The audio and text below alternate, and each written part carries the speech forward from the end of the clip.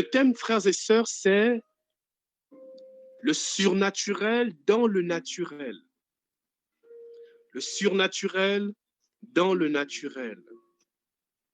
Alors, frères et sœurs, qu'est-ce que le surnaturel? En anglais, on dit supernatural. Ça veut dire ce qui est au-delà du naturel.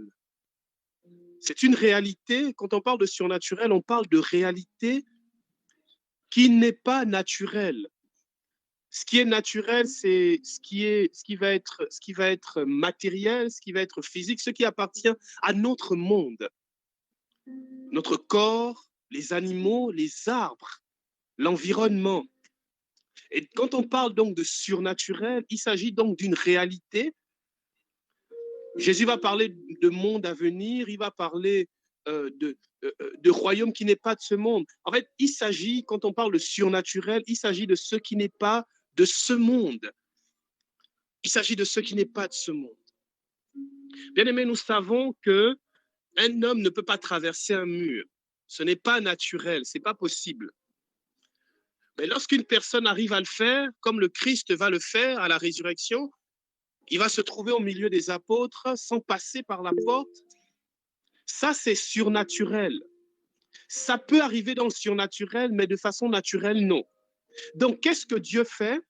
Le Seigneur fait advenir le surnaturel dans le naturel pour bien nous faire comprendre que nous ne sommes pas de ce monde, même si nous sommes dans le monde.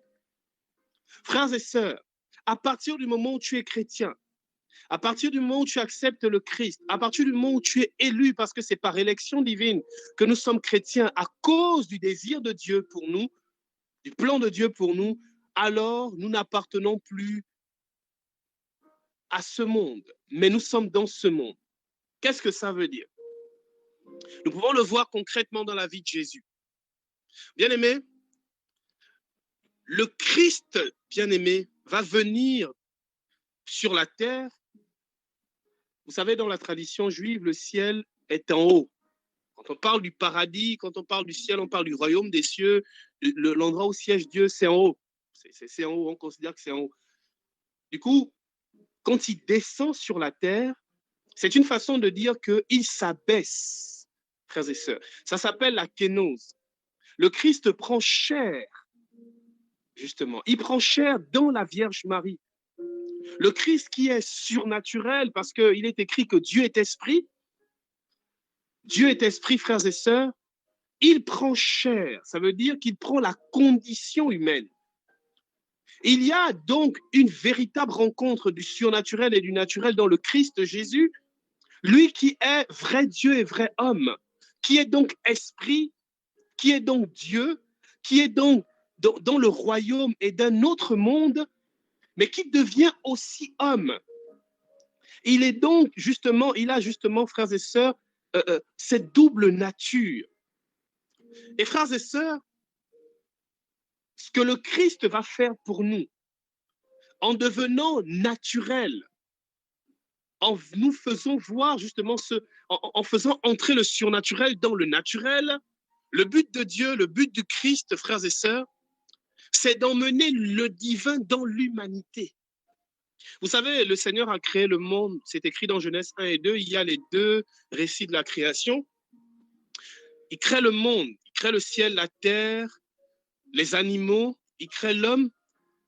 Il instaure des lois dans cet univers qu'il a créé. La terre tourne, les arbres poussent à une certaine vitesse, il y a le temps, il y a ci, il y a ça, il y a le jour, il y a la nuit.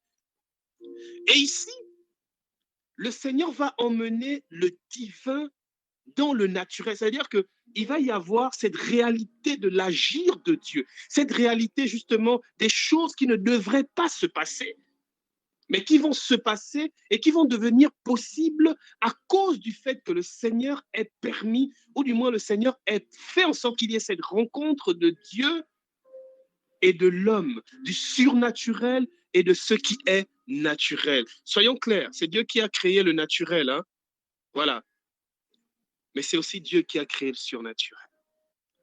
Le Seigneur est maître du surnaturel et du naturel. Il est Dieu. Il est Dieu, justement, dans tous les mondes, que ce soit le monde physique ou le monde spirituel. Il est Dieu, il est l'unique, il est le seul vrai Dieu. Alors, frères et sœurs, lorsque le Christ va emmener le divin dans l'humanité, et nous allons bien le voir, c'est écrit justement, l'Église nous enseigne justement, et moi j'aime bien ce passage du catéchisme de l'Église catholique qui dit, qu'est-ce qu'il y a de plus extraordinaire? C'est une question affirmative. Qu'est-ce qu'il y a de plus extraordinaire? Est-ce que c'est le fait que le Christ, Dieu se soit abaissé pour devenir homme, ou que l'homme soit élevé à la divinité? Nous pouvons le voir, frères et sœurs. Il y a quelqu'un qui a dit que Dieu, quelqu'un qui a dit que Dieu est devenu homme pour que l'homme devienne Dieu. Ce n'est pas possible de dire les choses moins que ça parce que c'est la vérité.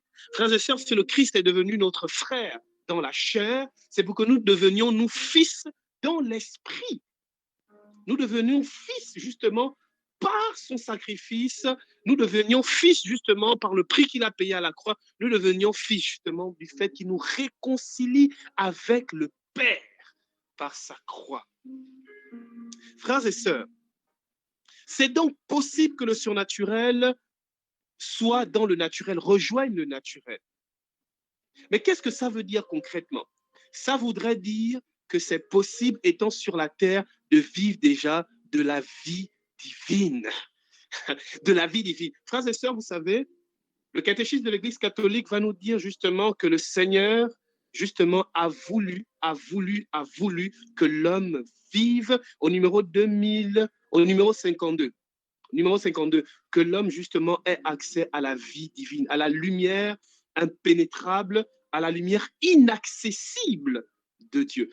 C'est possible parce que nous y sommes introduits à cause du Christ et nous avons déjà les prémices de cela par le Saint-Esprit. J'aimerais dire à une personne ici, à partir du moment où tu as fait l'expérience du Saint-Esprit, à partir du moment où tu es baptisé, frères et sœurs, tu es déjà dans le surnaturel. Tu as droit au surnaturel. Tu es déjà dépositaire, ou j'ai envie de dire, tu as déjà reçu le don de la vie divine.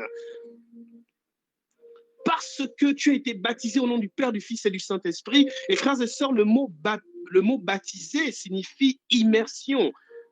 Immersion, frères et sœurs. Tu as été immergé dans le nom du Père, du Fils et du Saint-Esprit. Et nous le savons, frères et sœurs, dans la tradition biblique, que le nom, c'est la personne même. Tu as donc été plongé dans le baptême, dans la personne du Père, du Fils et du Saint-Esprit. Je veux dire à une personne ici que tu vois ta main, elle est naturelle. Tu vois ton corps, tu manges, c'est vrai. C'est vrai que tu as une vie peut-être qui semble tout à fait ordinaire. Tu te lèves, tu marches.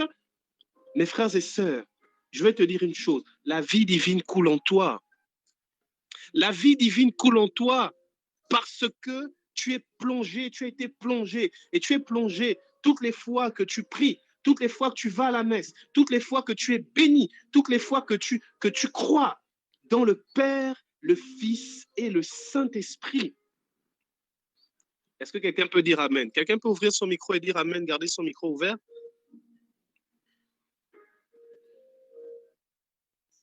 Si personne n'ouvre son micro, j'arrête de prêcher. Amen. Ok. Amen. Très bien. Ceux qui ont ouvert leur micro, s'il vous plaît, gardez vos micros ouverts. C'est important de savoir ça. C'est important de le savoir, frères et sœurs. Vous savez, Jésus a vécu une vie tout à fait ordinaire. Mais il est l'expression même. Il est l'expression même de la gloire de Dieu. Amen. L'expression même de la gloire. Alors, je vais demander juste à 2 personnes de garder leur micro ouvert. Comme ça, les autres ne sont pas embêtés, juste 2 personnes. Donc, si...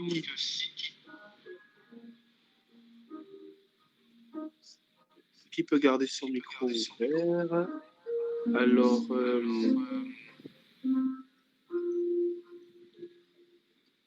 Est-ce qu'il y a une personne qui peut garder son micro ouvert? Là, il y a de l'écho. Donc, Donald, ferme d'abord ton micro.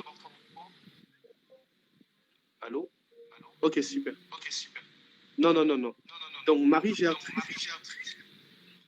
Maman, ferme ton micro. Pardon. Donc, Donald, tu peux réouvrir ton micro. Ok, super. Alors, et donc, il y a que le Christ nous fait rencontrer le surnaturel et le naturel. Le Seigneur emmène le royaume des cieux. Le Seigneur est le royaume des cieux. Il est l'objet principal du royaume des cieux. J'ai envie de dire plus, il est lui le royaume des cieux parce que le royaume des cieux est où le Seigneur est. Lorsque le Christ va parler en prêchant, il va dire le royaume des cieux est au milieu de vous. Frères et sœurs, le royaume des cieux, c'est le Christ. Le royaume des cieux, c'est l'endroit où se trouve le Christ. Alléluia. Toi qui es chrétien, qui as le Christ dans ton cœur, puisqu'il est écrit dans Apocalypse 3:20, je me tiens à la porte de ton cœur, alors tu contiens, j'ai envie de dire, tu es le tabernacle du royaume des cieux. Peu importe que tu fasses des miracles. Ce que je suis en train de dire là, je ne suis pas en train de dire que tu fais des miracles, tu fais des grandes prédications. Je dis, à partir du moment où tu es baptisé, tu as fait l'expérience du Saint-Esprit, peu importe ta vie, tu es véritablement porteur et tabernacle du surnaturel. Ton corps, ton cœur, ta vie est porteur du surnaturel. Il y a donc dans ta vie le surnaturel dans le naturel de ta vie. Alors tu peux le vivre ou ne pas le vivre, mais c'est une réalité. Alléluia. Te dire, je t'en supplie, si tu es quelqu'un qui te néglige, tu te dis tu n'es pas assez fort pour Dieu, tu es trop fragile, tu es si ça, mais gloire à Dieu parce que nous le sommes tous. Je ne sais pas si tu étais au courant, je ne sais pas si depuis que tu es devenu chrétien, tu as commencé à fréquenter 2 ou 3 frères qui font beaucoup de miracles, mais tu vas te rendre compte qu'on est tous pareils. Mais nous combattons tous contre les mêmes péchés, nous tombons tous dans les mêmes péchés, nous essayons tous d'être réguliers à la prière, nous essayons de faire la volonté de Dieu, en tout cas pour ceux qui sont honnêtes. Tu vas te rendre compte que nous sommes tous pécheurs. Ça veut donc dire que tu n'es pas toi donc disqualifié pour manifester le surnaturel dans ta vie. Nous sommes tous porteurs du surnaturel. Nous sommes tous tabernacles du surnaturel puisque nous sommes tous tabernacles du royaume des cieux, frères et sœurs. Je t'en supplie, cesse de penser que parce que tu es trop fragile, tu es trop faible. N'oublie pas la parole. Lorsque je suis faible, c'est alors que je suis fort. Qu'est-ce que tu crois? Tu crois que tes frères et sœurs qui prophétisent sont mieux que toi? En fait, à partir du moment où ils le croient, ils cessent même de marcher dans les voies de Dieu. Pourquoi? Nous avons aujourd'hui, demain, les textes liturgiques nous parleront justement du pharisien et du publicain qui vont prier au temple. Le publicain va dire, Seigneur, je te remercie parce que je ne suis pas comme le pharisien. Lui, il pêche. Lui, il fait ci, ça. Moi, je suis un gars bien. Et Jésus va dire que ce gars n'est pas justifié. C'est celui qui reconnaît sa faute, celui qui voit sa fragilité qui est justifiée et donc qui est emmené à la vie divine, qui est emmené à manifester la vie divine, qui est emmené à en vivre, à être plongé pleinement dans la vie divine. Donc, s'il te plaît, si tu es fragile, bienvenue au club. Et je crois que ce soir, tous ceux qui sont fragiles, ben, ce sont ceux-là justement qui sont éligibles pour que le royaume des cieux soit manifesté, ce soit puissamment ou non puissant de Jésus. Il faut dire Amen fort. Amen fort. OK. Alors, Jésus est le premier à vivre cela. Le Seigneur va dire que si vous ne croyez pas à cause de mes paroles, croyez au moins à cause des œufs. Enfin, pas au moins, croyez à cause des œufs. Qu'est-ce que le surnaturel dans le naturel? Alors, une manifestation claire de cela, c'est ce que le Christ va nous dire lorsqu'il dira, si vous ne croyez pas à cause de mes paroles, croyez à cause des œuvres. Le Seigneur est en train de dire ici, mais les signes que le surnaturel est au milieu de vous, le signe que le surnaturel est dans le naturel, donc que le royaume des cieux est au milieu de vous, ce sont mes paroles. Et c'est aussi Alléluia. les œuvres. En réalité, les œuvres du Christ sont les œuvres du Père, puisque lui-même dira que ma nourriture est de faire la volonté de celui qui m'a envoyé. Bien-aimés, les œuvres du Christ sont les œuvres du Père, sont la volonté du Père. Les œuvres du Christ sont les manifestations du Saint-Esprit. Lorsque le Christ va dire que les paroles que je vous dis sont esprit et vie, frères et sœurs, le catéchisme de l'Église catholique va nous dire justement que la mission du Christ et la mission de l'Esprit sont des missions complémentaires. C'est des missions qui sont, comment on dit, concomitants, ça se dit, concomitants. Voilà. C'est des missions conjointes. Voilà. C'est des missions conjointes, frères et sœurs. C'est que, donc, dans les paroles de Jésus, dans les œuvres de Jésus, il y a l'action de l'Esprit. Il y a donc la rencontre du surnaturel dans le naturel. Jésus parle. Vous savez, Saint Augustin a dit que la parole de Dieu, normalement, ce n'est pas un son, c'est un silence.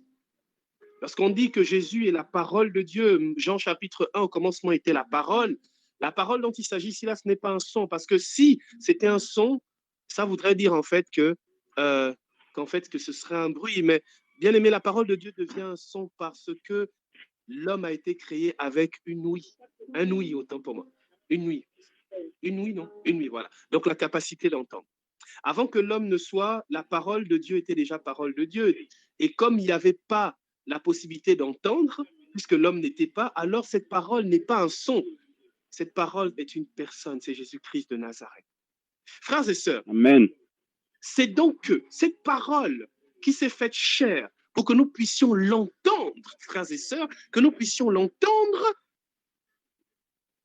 Le fait d'entendre, c'est naturel. Le fait de parler, c'est naturel. Mais ce qui est naturel, donc ce qui est son, qui est naturel, est devenu, a été rejoint par le surnaturel, donc la capacité de transmettre la gloire, de transmettre le royaume, de faire advenir le royaume par le Amen. Saint-Esprit, a été mise, a été mariée, a été, j'ai envie de dire, rejoint par dans un son qui est naturel pour permettre des œuvres qui sont surnaturelles. Démonstration. Il est écrit dans Marc au chapitre 16 que les signes qui accompagneront ceux qui auront cru en mon nom, ils chasseront les démons, ils imposeront les mains aux malades. Frères et sœurs, en mon nom, ça veut dire qu'en disant au nom de Jésus, le démon sort. Mais bien aimé, le démon sort à cause de l'autorité du Christ. Mais la parole qui est dite est une parole qui est naturelle, rejointe par le surnaturel à cause du Saint-Esprit. Ce que j'ai envie de dire ici, c'est que Alléluia. le Saint-Esprit veut rejoindre et rendre surnaturel des choses naturelles dans ta vie. Et Jésus est le premier à le vivre dans les paroles et dans les œuvres. Dans les paroles et dans Amen. les œuvres. Alors, nous allons voir justement dans la vie de Jésus, dans la vie de beaucoup de monde. Et bien aimé, je crois que ça va être ta vie aujourd'hui, au nom de Jésus, des personnes justement qui vont avoir, frères et sœurs, qui vont voir des œuvres extraordinaires s'accomplir dans leur vie. Moi, j'ai vu, je me rappelle, lorsque j'étais à Libreville, dans ma paroisse à Saint-Jean-Baptiste, je prêchais, et il y a une dame, en fait, qui avait une maladie incurable, problème au niveau de l'oreille. Ça faisait 5 ans qu'elle avait ce problème, elle ne pouvait pas en guérir. Donc, elle avait des médicaments qu'elle devait prendre à vie. On a prié, et aujourd'hui, ça fait 5 ans, aujourd'hui, qu'elle n'a plus ce problème-là. En principe, c'était impossible qu'elle guérisse, mais elle a guéri. Pourquoi? Parce que le Alléluia. surnaturel a rejoint le naturel à cause du nom de Jésus. Vous voyez, Amen. ces œuvres-là qui étaient les œuvres du Christ, nous sont données aujourd'hui parce que nous sommes fils de Dieu aujourd'hui. Les œuvres de Dieu sont donc pour nous. Le miracle de Dieu, les miracles de Dieu sont aussi nos miracles aujourd'hui à cause du fait que nous soyons tabernacle du royaume de Dieu. Alors, je ne parle Amen. pas seulement de ce genre de miracle. Bien aimé, je considère aujourd'hui qu'il y a des miracles visibles et des miracles invisibles. Ça veut dire des choses qui peuvent être vues, d'autres qui ne le sont pas. Vous savez, j'aime bien cette parole de Benoît XVI qui disait que dans une de ses encycliques, que toutes les œuvres du Saint-Esprit ne sont pas bruyantes. Toutes les œuvres du Saint-Esprit ne font pas de bruit. En d'autres termes, frères et sœurs, tout ce que Dieu fait comme miracle dans nos vies, ce n'est pas forcément visible et palpable. Vous voyez? Donc, les œuvres dont je parle ici, c'est vrai, c'est des miracles, c'est des choses que Dieu va faire trouver le boulot à quelqu'un, des guérisons, des transfigurations, des paillettes de gloire. Pendant même que je suis en train de parler, il y a quelques-uns ici qui ont déjà des paillettes de gloire, mais il y a aussi les paroles. Alléluia. Les paroles. Nous savons très bien, c'est le Christ qui parle, qu'il dit, c'est de l'abondance du cœur que la bouche parle. Le miracle dont je veux parler ici, les miracles dont je veux parler ici, c'est les miracles qui concernent les transformations et la gloire de Dieu à l'intérieur de l'homme, dans l'âme de l'homme. Bien aimé, lorsque le Christ vient sur la terre, il dit, je suis venu pour détruire les œuvres des ténèbres. Mes frères et sœurs, les œuvres des ténèbres, ce n'est pas d'abord le fait que l'homme meure physiquement, ce n'est pas d'abord le fait que l'homme soit malade, c'est d'abord le fait que le diable, par le péché, par un certain nombre de choses, de moyens, va infecter l'âme humaine, va infecter les pensées de l'être humain, va infecter le cœur de l'homme. Le miracle, la dose.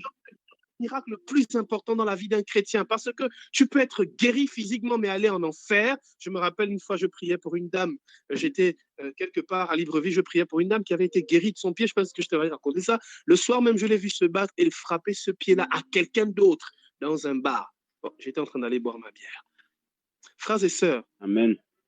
Par contre, ce miracle extraordinaire, qu'est la transformation de ton cœur, ce miracle extraordinaire, qu'est malgré la peur, d'aller au-delà de la peur, mais de vivre, plutôt que de vivre dans la peur, mais vivre dans la foi, d'aller au-delà de la tristesse pour vivre dans la joie.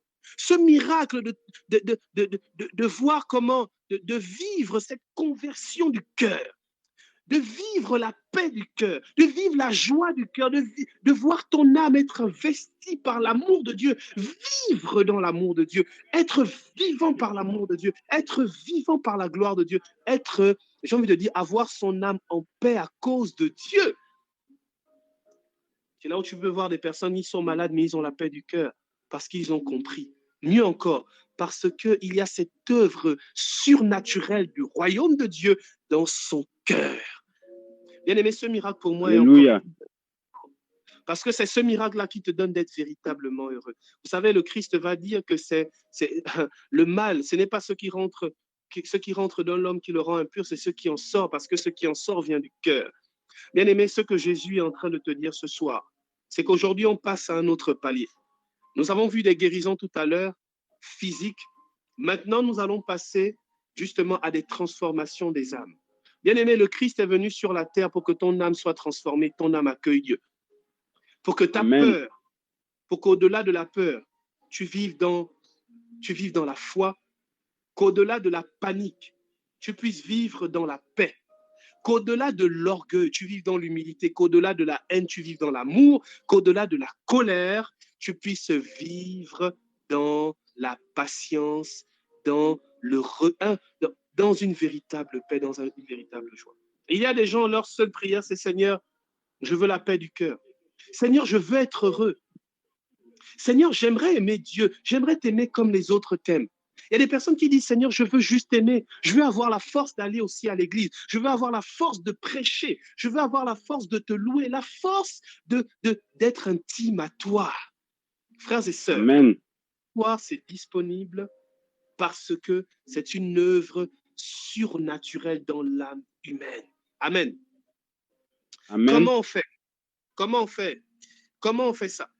Comment on fait pour vivre dans la paix? Comment on fait pour vivre dans la joie? Bien aimé, ce n'est pas une œuvre humaine. Donc de toi-même, c'est impossible. Avis à ceux qui pensent justement que les autres sont forts. En fait, vous n'avez rien compris. Et c'est terrible que des fois, on vous redise la même chose. Personne n'est fort, frères et sœurs. Personne ne vit dans la paix par lui-même. Personne ne vit dans la joie par lui-même. Personne ne vit dans la gloire de Dieu par lui-même. Personne ne vit dans la piété par lui-même. Personne. Vous savez, il y a ce qu'on appelle les vertus théologales. Dans l'Église catholique, on parle de l'amour, la joie, l'amour, donc la charité, la foi et l'espérance. Bien aimé, c'est des vertus qui sont infusées par Dieu lui-même. C'est pourquoi on parle de théologal. Théo, ça veut dire Dieu. Théos, c'est théos, non? Voilà, ça veut dire Dieu. Frères et sœurs, quand tu vois une personne remplie de charité, quand tu vois une personne remplie de foi, quand tu vois le frère André Aubin prier pour les guérisons des oreilles, quand tu vois le frère André prier, j'ai une vidéo sur Facebook là où je prie pour un gars qui est paralysé et puis son pied se met à fonctionner. Quand tu vois ça, ne dis pas que le frère André est fort, ne dis pas qu'il a trop la foi, c'est faux. Si quelqu'un vous a prêché ça, je vous assure que c'est faux. En fait, c'est Dieu, c'est infusé par Dieu lui-même. Nous allons juste voir comment on permet à Dieu d'infuser ces choses-là. Nous allons voir comment on permet à Dieu d'infuser en nous la foi et la paix. Il y a des gens, lorsqu'il y a un problème, ils paniquent très vite. Je me rappelle ma tante, j'ai une tante, j'espère qu'elle n'est pas là. Si tu es là, ne te fâche pas. Un jour, l'enfant s'est perdu, elle a commencé à paniquer, elle a appelé toute la famille. Alors oui, l'enfant s'est perdu, machin. J'étais là, j'ai dit, mais tata, calme-toi d'abord. Ça fait juste 30 minutes que l'enfant a disparu. Il doit être dans la chambre ou machin, cherchons d'abord. Non, machin, André, tu es machin. Quand tu auras les enfants, tu vas comprendre. Hey, 1 heure plus tard, on a trouvé l'enfant, il était en train de dormir sous la douche. En fait, pourquoi est-ce qu'elle a paniqué aussi vite? Il y a des gens qui paniquent très, très vite. Il y en a d'autres, quand tu les vois, il y a un problème, ils ont un grave problème, ils ne paniquent pas. Bien aimé, il n'y a pas d'autre secret. C'est le Saint-Esprit. C'est un don. C'est la rencontre du surnaturel et du naturel. Ils deviennent comme Jésus. Dans la barque, il y a la vague, il y a l'eau qui monte, il y a la tempête, mais Jésus dort. Vous croyez que c'est Amen. par votre propre mérite? Non, c'est Dieu qui le fait. Il dormait sur un coussin. C'est pas de nous-mêmes.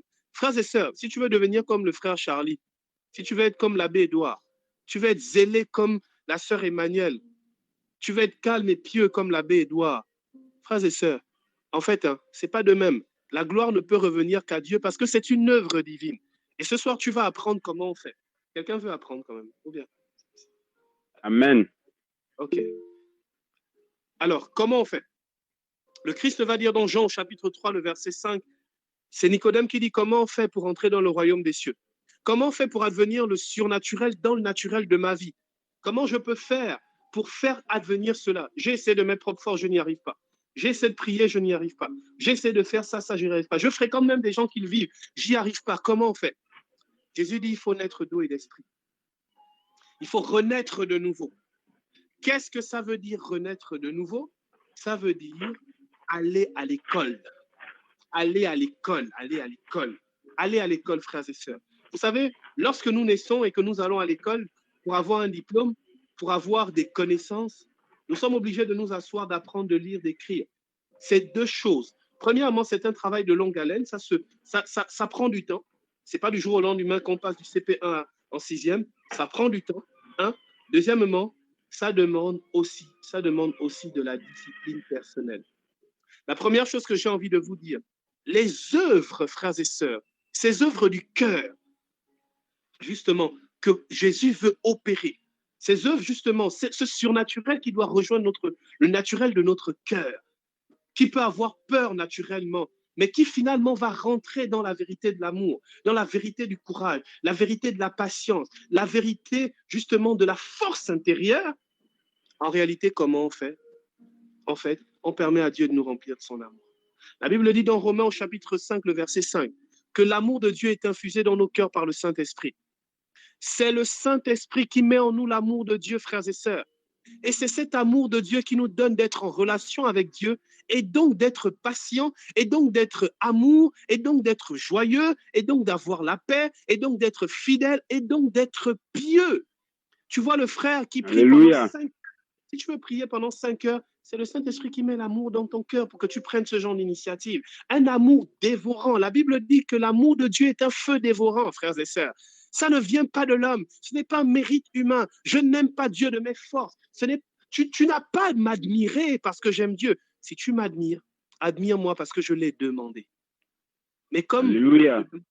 portée de tout le monde. Bien aimé, quand tu vas à l'école, pour être bon, il faut faire quoi? Il faut étudier. Si tu veux aimer Dieu beaucoup, c'est simple. Il faut demander. C'est aussi simple que ça.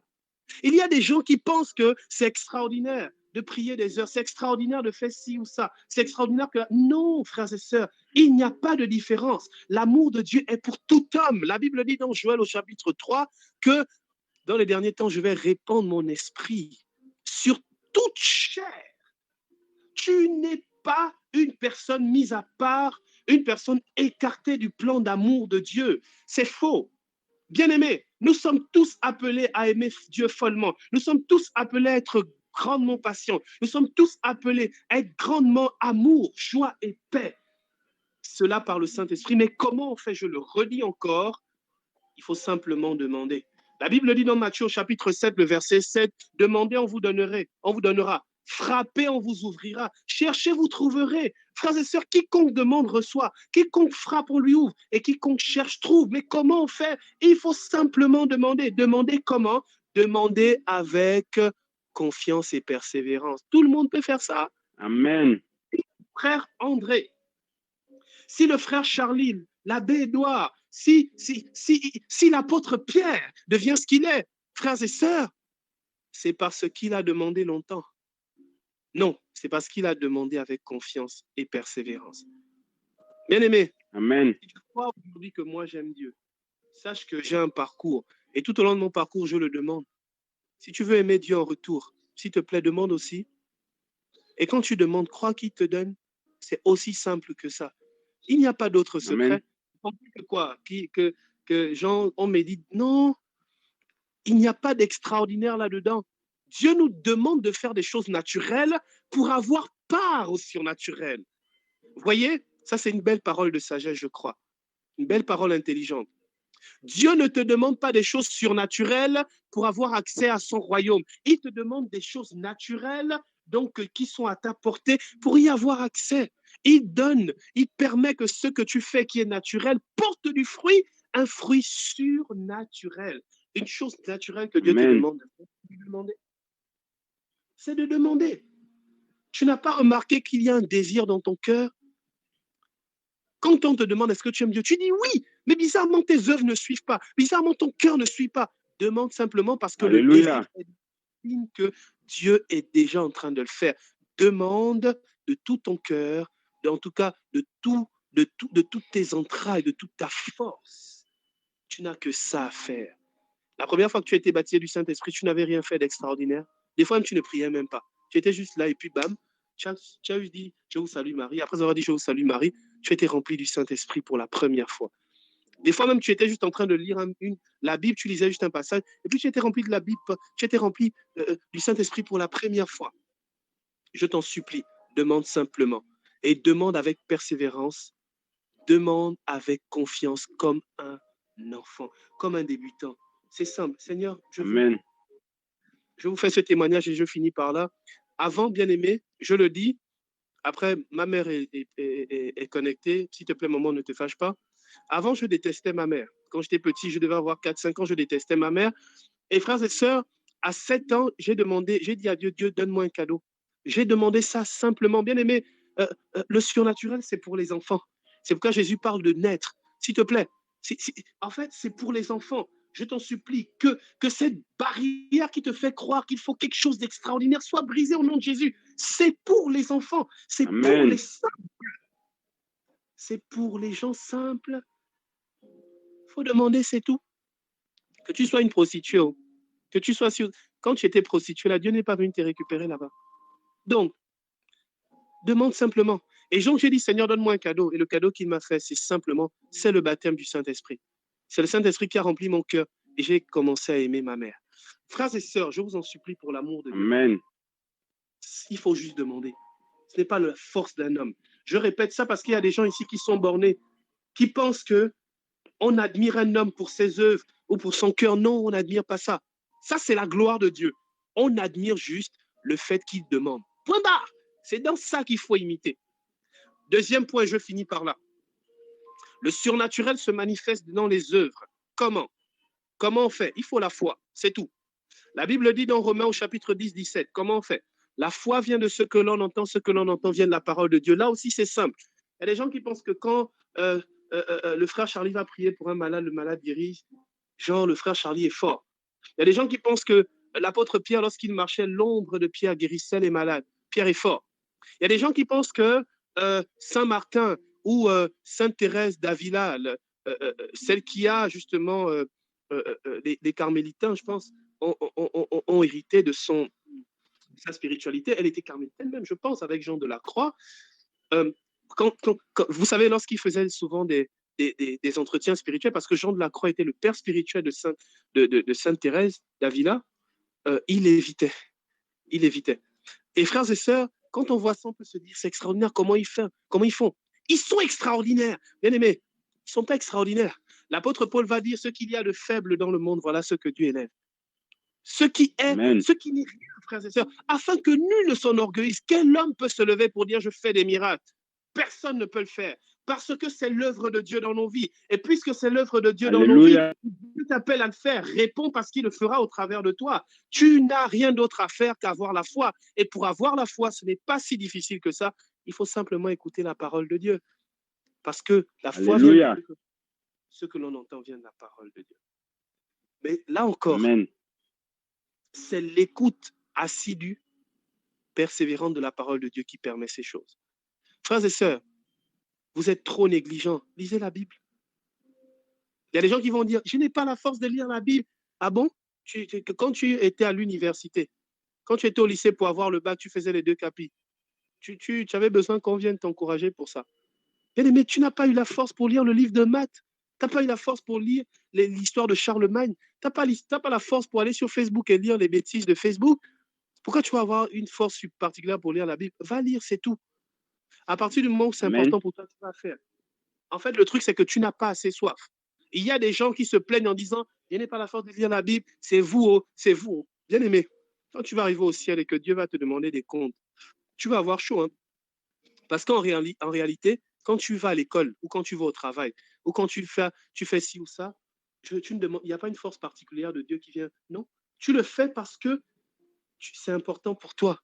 Alors si tu dis que tu aimes Dieu, et moi je crois que tu aimes Dieu, je t'en supplie, discipline ta Amen. vie.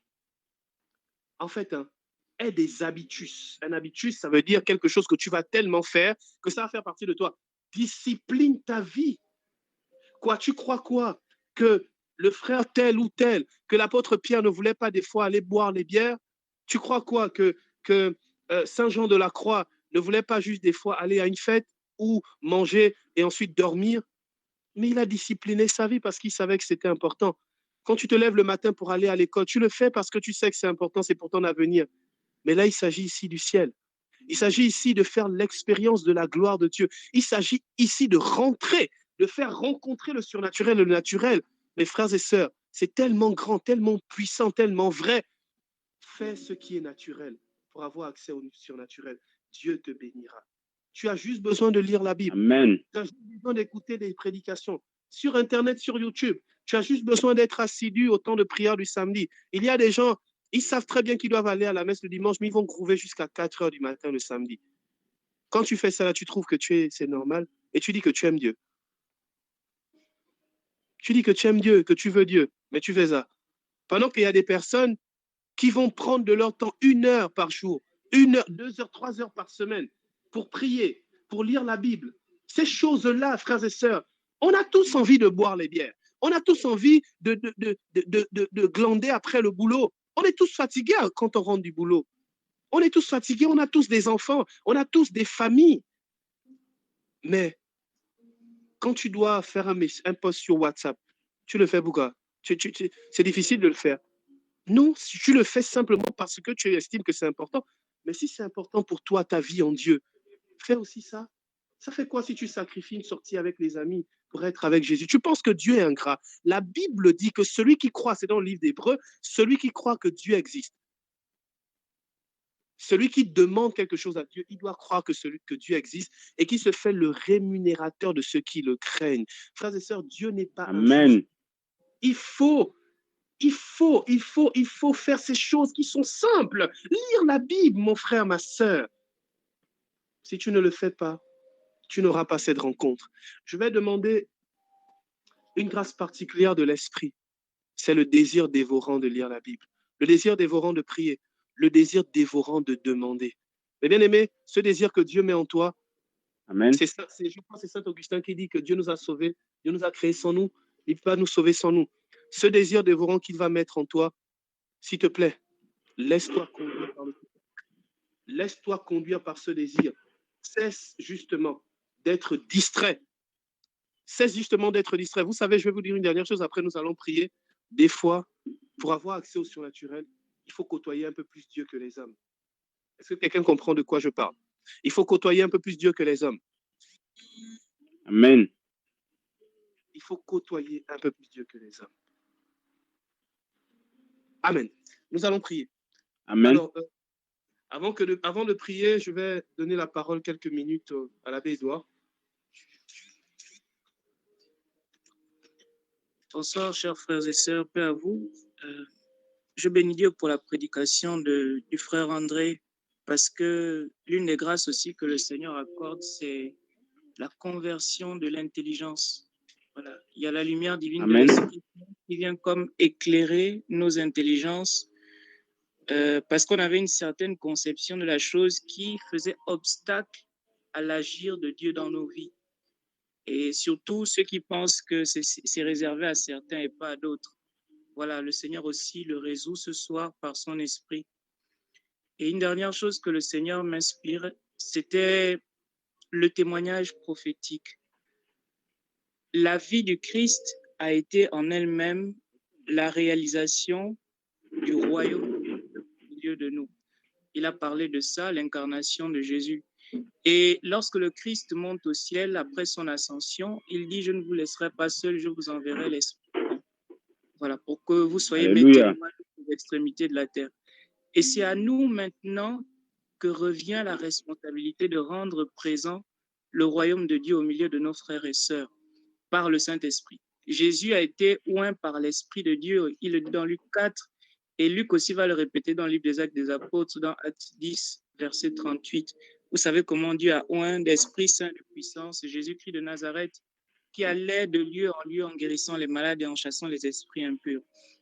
J'aimerais nous dire quoi? Que le Seigneur attend que nous ayons soif de lui pour rendre présent son amour, sa faveur, pour rendre présent le règne de Dieu au milieu des hommes. Et ça passe par nos vies. La Bible nous dit dans Luc 8 qu'on ne prend pas une lampe pour la mettre sous le boisseau, mais on la met sur le lampadaire pour qu'elle puisse éclairer le plus grand nombre. Et j'aimerais nous dire que nos vies sont appelées à être des lumières pour celles des autres. L'une des autres grâces que Dieu nous accorde aussi en ce jour, c'est le témoignage prophétique. C'est-à-dire le Seigneur va se servir de vos vies pour bénir celles des autres sans vous en rendre compte, sans que vous ne fassiez d'efforts. C'est l'une des grâces aussi que le Seigneur accorde. C'est le surnaturel dans le naturel. La petite Thérèse, Sainte Thérèse de l'Enfant Jésus disait « Je passerai mon duel à faire le bien sur la terre ». Autrement dit, ça veut dire que pour elle, sa tâche était de rendre présent le règne de Dieu au milieu des hommes. Elle a fait, je ne sais pas combien d'années dans son Carmel, je crois 9 ans. Elle est morte à 24 ans de tuberculose. Elle n'est jamais sortie de son Carmel, mais elle a été déclarée patronne des missions pour une personne qui n'est jamais sortie de son Carmel. C'est comme pour nous dire que ce qui importe, c'est l'œuvre de Dieu en nous par le Saint-Esprit. Et j'aimerais dire Amen. à quelqu'un de l'Esprit Saint pour être des témoins de Jésus. Jésus a besoin de nous. Jésus a besoin de toi, il a besoin de moi. Que Amen. le Seigneur le fasse par son esprit, et je sais qu'il a commencé à le faire.